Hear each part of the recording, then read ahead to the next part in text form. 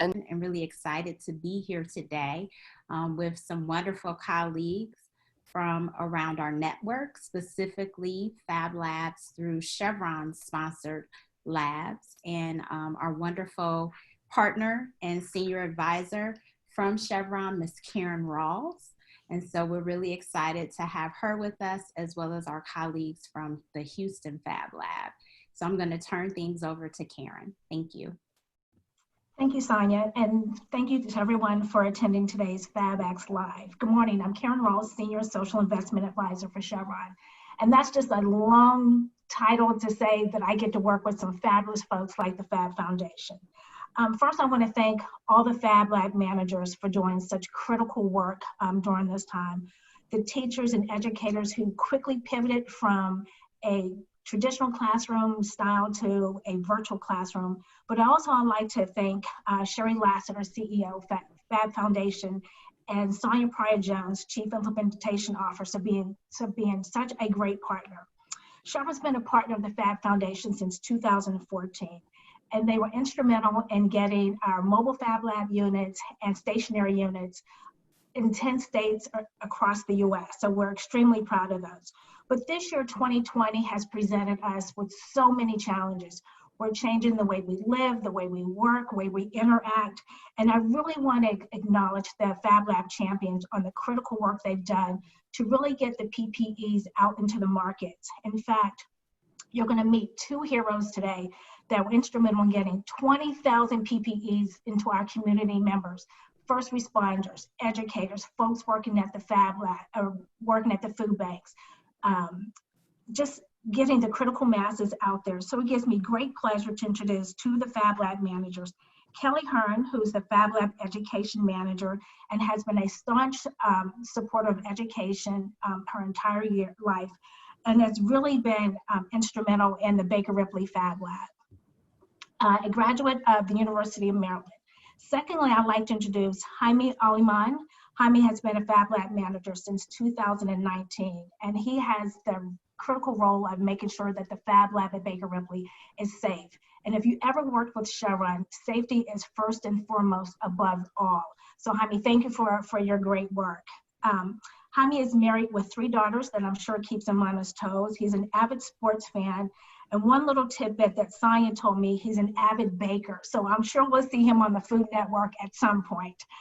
But before I hand it off to Kelly and Jaime, I'd like to acknowledge Brent Richardson, who is the Fab Lab manager at Baker Ripley.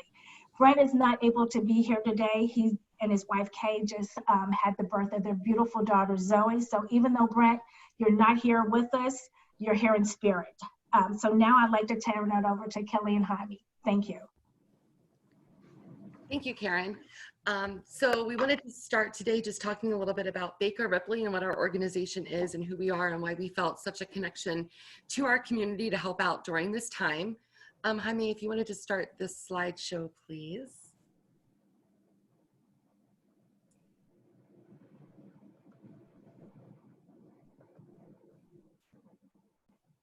Perfect, thank you.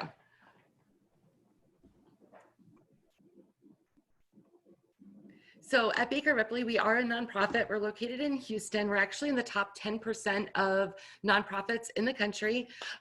We serve millions of people every year through our community centers. Each one of our community centers has a different focus. And up at the East Aldine location, which is where we are focused on entrepreneurship and helping build the community of makers and people that want to have their own businesses. So looking at the campus, the building on the top, kind of to the left of the screen, it's half orange and half gray. Thank you, Jaime. We are the right side of that building. That is our Fab Lab Houston. In there, we have the full metal shop, the wood shop. We have all of the digital fabrication tools. Attached to us is a cafe, and that cafe is for people who want to start their own businesses, doing catering, things like that. They can rent out that space. On our campus, we also have small business support. We do tax preparation for people. We do classes for adults and children, as well as immigration services. So that's kind of an overall of who Baker Ripley is and why it's important for us to be on their campus. during this time, as soon as COVID happened, we really all came home and started to think about ways that we could help support our communities, knowing that they needed to be safe while still going to work. A lot of the people that we serve are essential workers. They did have to continue to work during this time, and we needed ways to help them stay safe. So we started the initiatives to work on the masks.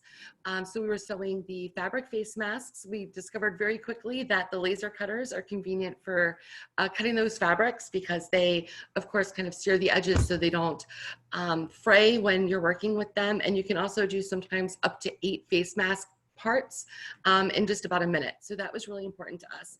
We also brought 3D printers into our homes. I have a stack of 4 at my home where we were able to 3D print the face shield parts in collaboration with other makerspaces in the Houston area. A lot of our community members were able to use their 3D printers at home.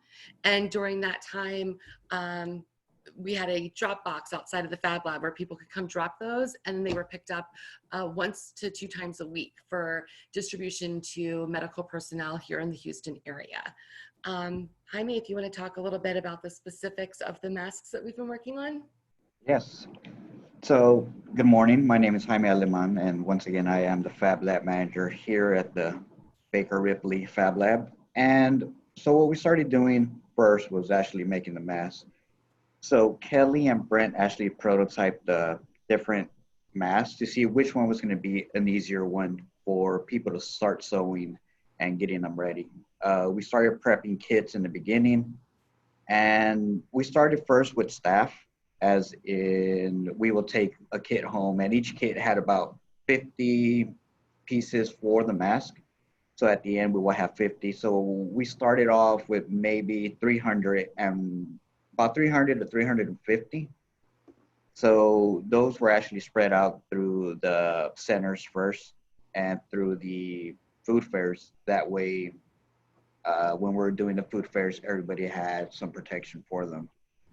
So as the weeks went by, we started realizing that we needed more masks. So we ended up getting volunteers from the community to actually help us prep the mask and get the kits ready and actually sew the kits. So with the help of the volunteers, we actually ended up doing roughly about what took us maybe 2.5 weeks. We're doing it in less than a week. So that increased our volume in mass production. So as you can see here in the photo, we have one of our locations that we actually sent masks to. We sent 250 masks to the Pilgrim Place. So Pilgrim Place is actually a senior center. So it's, I think, a senior living facility as well. We were actually on the news as well too. And Kelly could probably provide you a little bit more info with the news part. Sure. So in April, we were contacted. We had sent out some feelers to local media to let them know that we were doing these things to help protect our community and working on the PPE at our homes while we were all working from home during the Houston Work Safe Stay Home initiative. So Channel 13 did reach out to us, and they wanted to do a news story. Initially, they were going to come to my house to do the interview, and then decided to do it via Zoom. So we were able to do that. The photo is actually our mobile unit. So our mobile unit has all of the equipment on it that we needed. We brought that over to my house and unloaded the laser cutter and the 4 3D printers into my home so I could work a little more conveniently. So we used that picture from the day that equipment was dropped off, which was really great. And during the news story, we did highlight the work that we were doing with other organizations here in the Houston area and how we were all working collaboratively. We were sharing files amongst each other for the 3D printers. We were talking about different prototypes for the masks to make sure that the masks that, you know, we were all using were the most effective masks, or the most effective way to make the masks during that process. So our masks really have come down to a t-shirt lining. There's bed sheets that we use for the outside of them. And then the strings, we actually make t-shirt yarn. So we cut the t-shirt into strips that are about 1 inch wide and stretch them out. And then we use the little toggles that you find often on sweatshirts to hold them together in the back. And that way it's completely adjustable too. We found that's a little better than using the elastic, because elastic is just one standard size. So if somebody has a bigger head or a smaller head, that elastic might not be as comfortable or hold the mask in place as well as something that's going to have an adjustable strap. So the next picture is actually from our food fair. So each volunteer that was actually at the food fair ended up getting a mask, and we actually have, I have here, a little sample of the mask. We ended up pre-packaging them along with instructions on how to actually reuse them and how to basically keep them clean. So each food fair that we did, we roughly did maybe served about 300 families during those food fairs. And here, the number of masks that were produced were 250 to Pilgrim Place, 1,500 to the Mary Susan Moore Medical Foundation, 1,500 to the East Aldine community members. And we actually do have more numbers to add to that. We're just still trying to calculate everything because we have a few boxes ready to go with maybe like 300-400 masks in them. And we're partnering up with funding from Chevron actually to produce 4,500 masks. And since we do have more community centers around town, Baker Ripley Golfton has volunteered to help us make the mask, and they're going to produce the 4,500 masks. And because the East Aldine area that we're in found out what we're actually doing, they wanted to give us funds for 3,000 masks. That the program that we're actually doing with the volunteers, it's going to fund that program. And one of the neat things about the East Aldine Management Office, they're giving us the funds to help do the masks and provide the supplies for it.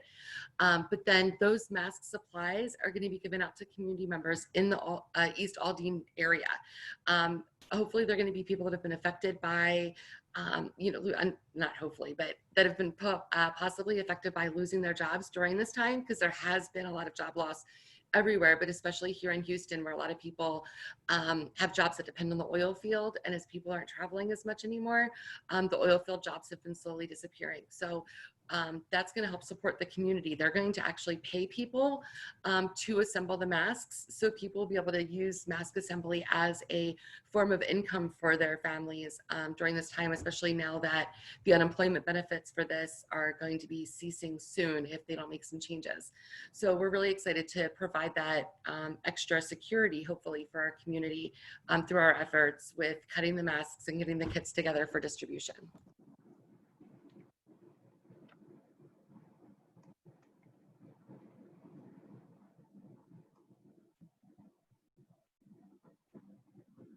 Thank you, Kelly and Jaime. And it looks like we have a little time remaining. Would you mind if we opened up for a few questions? If anyone has a question or two, if you would put it in the chat. I think I would just like to say, I think that one of the neatest things about this whole process has been the way the community has come together. The city of Houston itself, I fell in love with it when I moved here 5 years ago. After one of the hurricanes, you can see how everybody comes together and supports each other. And I think that's important, that we're able to help support our community that supports each other. The East Aldine area where we're located was hit really hard by Hurricane Harvey in the middle of our construction when we weren't even open yet. And we made an initiative to make sure that we were there to support the community during that. And being able to support the community during this time is very important to us. I just saw the question from Liz that asks if we're able to involve students in this process as well. As of this time, we have not, mainly because we're not looking to have people in the Fab Lab. We're looking for the safety of our staff as well as volunteers that come in. And there's so many surfaces in the Fab Lab that would need to be disinfected or things like that between each use. I do have a camp that's running right now with middle school students, and I'm looking at doing more online things as time goes on. We do have sewing machines with the Fab Lab, and I think it would be neat if I could do like a sewing class, for example, with middle school or high school students, and give them the materials, and then hopefully they discover, a love for community service or for sewing, and maybe we can start distributing the kits to them. to help make the masks. But as of right now, we have not really involved students. It's mainly been adults that are coming in to pick up the kits to do the sewing, but involving youth is definitely something I'd love to do.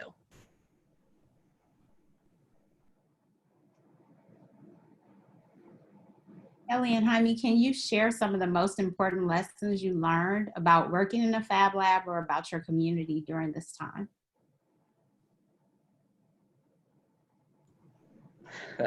Well, working in the Fab Lab actually is like just meeting the community. Anybody that comes in, they always welcome new members, and it's very warming and very welcoming. It just makes you feel like a family, especially when you're like in this general area. Um, and seeing how this general area is basically, you know, the nearest grocery store. It's give or take about 10 miles away. You have all these little mom and pop shops everywhere, but then again, at the end of the day, they're the ones that are helping the neighbor, giving whatever they can to one another. I think one of my favorite things about the community is seeing how everybody comes out to support. When we first opened up the volunteer opportunity, looking for people from the community to come in and pick up these kits to sew these masks, knowing that they're not getting paid, that it's pure volunteer work. They were there. They were there to pick up the mask kits. They were excited to get started. They were excited to help their community and start doing things. And then when it's time for the kits to be dropped back off again, you know, you always worry when you're providing materials and things like that for free to people that maybe you're not going to get them back or they're going to be returned late. But people were returning their kits and they were returning all the masks that they worked on. And they were excited to be helping their community. They wanted to know when they could get more kits. You know, if we're giving them one kit a week, some of them want to know if they can pick up another one by Tuesday because they already made their first 50 on Monday. So that's been one of the more special things, is just seeing how the community wants to help support everybody else there. People who feel more fortunate during this time definitely want to give their time, their money, their efforts, especially when it comes to the food fairs. The food fairs are mostly volunteer run. We have a few staff who are able to be there, but we really depend on volunteers. And it's really great to see how the community comes together during that time. Awesome. This is Karen. I just think it's such a great way for the community to be involved. But Baker Ripley has done such an outstanding job making sure that the community members feel a part of the Baker Ripley family. So you guys have done an outstanding job making everybody feel welcomed. Thank you. I just saw a message from Elizabeth wanting to know if we're documenting the process in other ways, if we're gathering stories from the community, collecting photos, and social media.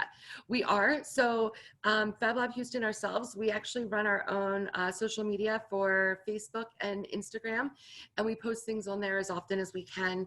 A lot of times when you're kind of in the heat of the moment, especially at these food fairs, giving out food, it's hard to remember to stop and take pictures, but we do have some pictures up on our Facebook, definitely, our Instagram a little bit. But Baker Ripley as an organization, they're really good at documenting what's going on, because we are digital storytellers over there. That's how we get people involved, as we share our stories, we share our community stories. And I'm sure that as time goes on, we write a lot of stories for grants and things like that. So I'm sure as we start focusing on that for next year, we're going to be sharing more of these stories of the community members that have been coming out and making these masks for us, or those who are coming out and volunteering at our food fairs, knowing that they can do so safely with the masks that we're able to provide during this time.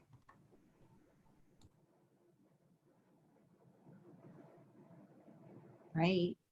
Are there any other questions? I've put in the chat, we'll try to get you the website and social media handles for Baker Ripley for anyone who'd like to take a look at what they've been documenting and just follow up with them later.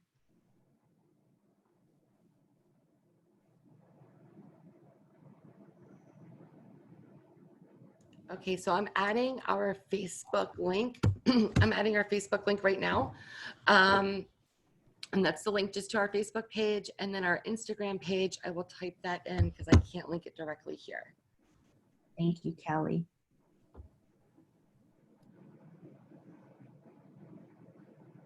As we prepare to close out, we won't belabor this. If people have questions, the team here definitely wants to answer those questions for you.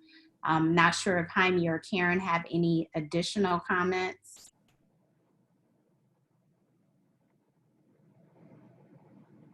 If not, we will say thank you for everyone who joined us in this session.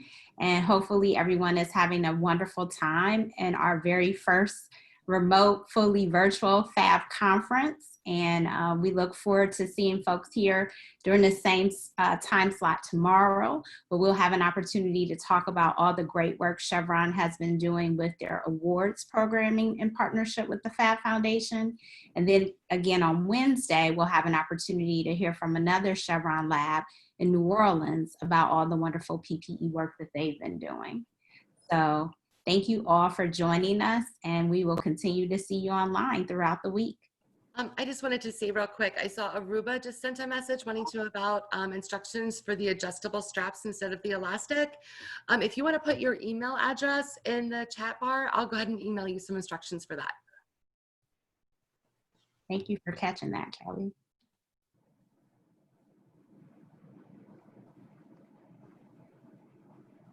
I think we want to wait for Aruba, because if we shut this down, we'll miss miss that note in the chat. There we go. Anyone else want to share contact information or any other closing questions? We've got 5 minutes if we want to use them. I'll put my email just in case if anybody needs anything as in instructions or any support with mask making. They could just easily email me. That would be great. Thank you.